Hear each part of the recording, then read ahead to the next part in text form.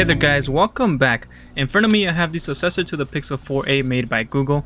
This will just be a quick unboxing video and my first impression on it.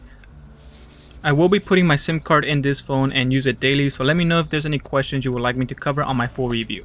So this is the Pixel 4a retail box that is quite small and it's easy to open with the pull tabs on the side. Inside we get the Pixel 4a and I will set it to the side for now. Behind it is a bright blue user guide, and on the other side of the user guide you will find the SIM ejection tool. Below that you will find the USB-C cable for charging and data transfer. You also get a USB-C to USB-A adapter and the 18-watt fast charger.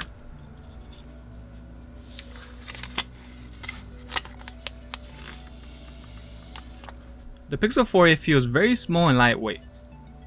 The Pixel 4a still has somewhat of a smooth matte finish on the back and also the sides. It has very tactile buttons and a nice accented mint blue power button. On the bottom of the phone you will find the USB-C port and the mono speaker that is impressively loud, due to the fact that the speaker for calling is also being used.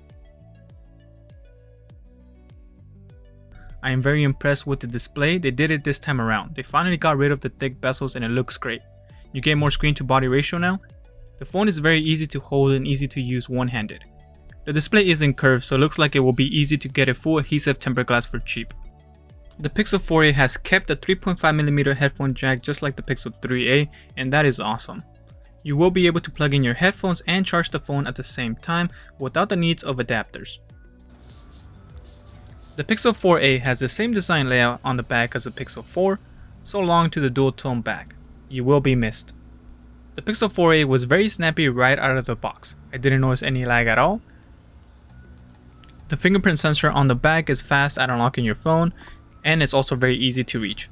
A downside that I found while setting up the Pixel 4a is that it no longer has the squeeze gesture to summon Google Assistant like the Pixel 3a did. You will have to rely on swiping up on the bottom corners of the screen to summon it or using the hot word. Besides that, so far it looks like a very promising phone at only $350.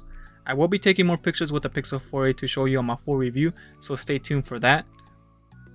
Alright, so that does it for today's video. Thank you all for watching. Leave a like if you found the video helpful and subscribe for more tech related videos, and I will talk to you on the next one.